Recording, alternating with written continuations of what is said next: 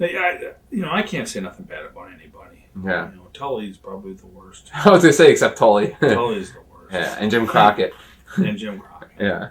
Now, you finally got to work with your buddy over there, Arn, because he came over and you had some matches with Tully and Arn. I'll tell you what, Arn's my best friend today. Yeah. Arn would do anything for you, and a great guy, but Tully screwed me. Really? Yeah, to this day I'm still hurt from Tully. When they took the belts from us, he hit me over the head with that chair. I don't know if you remember that one. Mm-hmm. Cracked 2 vertebrae in my neck, and it's still screwed up. Wow. He hit me that hard, it chipped 4 of my teeth, cracked the vertebrae, knocked out cold. That's how hard he hit me with that chair. Wow. Yeah, and that was uncalled for, So he tried to hurt me. Wow. You think that was intentional? Oh, yeah. Yeah. Oh, yeah. How do you sit there and cover Arn for the titles and leave your head wide open for somebody and they come right on the top of your head and hit it? Yeah. Instead of hitting you from the side of the head so you got a little give. And why? Was there heat between you guys or? Never. But he's the little guy and I'm 320 pounds and I'm going to knock the shit out of this guy. Little man complex. Yeah. Yeah.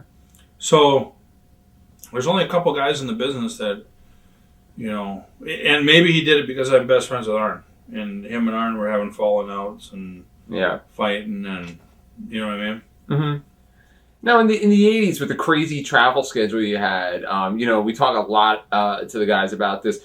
How crazy was the drug use? Because, you have to be up here, you have to go to sleep here, and you're driving 4 hours here. And was it pretty insane at times? Yeah, if you're a main event and you get out of the ring and it's, 10:30, 11 o'clock and you got to drive 200 miles and, you have to unwind a little bit in the car. So you buy a 12-pack of beer and then you got some injuries and you're taking a painkiller because your knee hurts. And pretty soon, after 2 weeks of that, and you can't sleep, then you take a sleeping pill and then you can't get up in the morning and then you're taking some truck driver pills and drinking coffee and then after a year of that, pretty soon it's not 1 or 2 painkillers, it's 4 or 5, and then it's 4 and 5 sleeping pills, and that's how it ends up, killing everybody because you're only supposed to take one and you're only supposed to do it a couple of times, and pretty soon you get so addicted it's like they don't do anything to you, so you got to take more, and your heart just can't take it. Yeah. But not everybody was like that, and it's the people I think that have died because of it. It was their body; they got hooked on this stuff, and pretty soon it wasn't anymore because they were hurt. It was recreational, and they liked it, and you know what I mean. But it still did hurt. Sure. And I was pretty proud of myself because I would take some of it, but I knew not to take it all the time. Right. I was miserable. When you come on a flight home from Japan, I wouldn't sleep because I wanted to sleep when I got home at 1 o'clock in the morning. Where other people would take sleeping pills and drink beer and pass out, and by the time you get home at midnight, now you're wound up and you're wide awake. Yeah. I try to always be on that schedule. Not saying I never did anything, but it wasn't a habit. What are your memories back then of working with 2 guys that went on to become big stars later on, Shawn Michaels and Bret Hart, in their respective teams? What do you remember about working with them? It was really fun working with Shawn Michaels and Marty Jannetty. Yeah. And they were so easy. I mean, it was unbelievable. But, Shawn Michaels is probably one of the top workers in the whole business. But when he started off with Vern and went on and everything, they never built him to be the top guy. Mm-hmm. And even Vince, when he had him in there, never built him to be the top guy. It was not till later on they said, hey, this guy is a good-looking guy, a talent. We need to make him. And I think that hurt him, now from how they came up.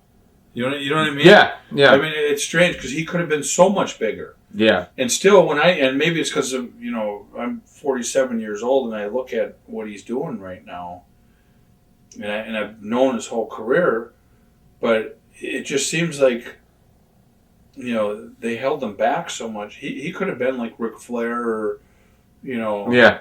You know what I mean? Yeah, absolutely. Where when I watch him right now, he's not that. Yeah. He's still a kid, and you know what I mean? Yeah, absolutely. He's not like a superstar. Right. He's a main eventer. He's a big star, but he's not a superstar. Right. He's not like you know, The Rock or Flair, you know, like you said. Or you know, he's still that.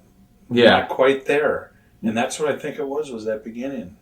Yeah. You know, and maybe it was because he was with Marty Jannetty and, you know, a middle tag. They weren't the champions. Yeah.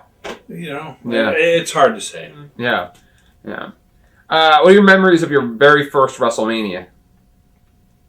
God, which one was that one? It was Well, it would have been, I guess, WrestleMania 4, right? Because you started right after 3. So 4, maybe against Strikeforce? I might be wrong on that. No, that was Strikeforce was in Atlantic City. 4 was in Atlantic City. So then that was one. 4 and 5. Yeah, 4 and 5 were in Atlantic City. Oh, that was big time. Yeah. We took the belts from them that night. I believe you did, yeah. I know there was a title change. I forget if you guys took it or they took it. X hit Tito with a cane over the back, or Rick, one of the two. Something like that, yeah. Yeah, we weren't over or anything yet, and we had that match with them. That was the start of really getting us over. Yeah. That was the deal. Yeah. Yeah, I remember that. And Muhammad Ali, was he in that first one? He was in the very first WrestleMania. Well, no, he came, the one that I was at, he was in the front row.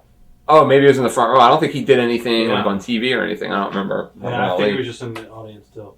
Yeah. Yeah, I met him and he talked. Oh, really? Yeah. I thought, that's son of a gun. I thought he's working. He's working, so nobody was talking. You know? Like the Japanese guys. Yeah, exactly.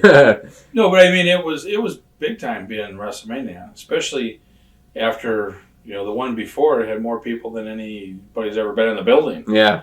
You know, and now we're at the Trump Plaza, and you got all the movie stars there and all that. But what was hard is we couldn't believe they'd bring stars in, because we were bigger stars than they were for the event, and then they were making all the money. Yeah. And, you know, that kind of pissed me off. Yeah. You know, they were getting the rub from you guys. You guys weren't getting any rub from them. Right. Yeah. And they were making like they were bigger stars than we were. Mm.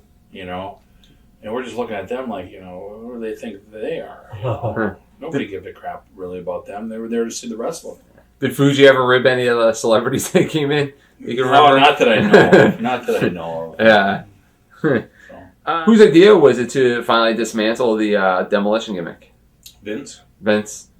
Yeah. Yeah. Vince ixnayed it. Did you feel at that time that it ran its course, or did you think that it still had some more legs on it? Oh, it definitely had more legs on it. That's why the Road Warriors, when they came in, that was going to be the start of the real demolition, you know, building it and building the Road Warriors. You know, we should have had another 2-year run. Definitely. And then drop the belts to the Road Warriors and let them be the champs and better than anybody. Yeah.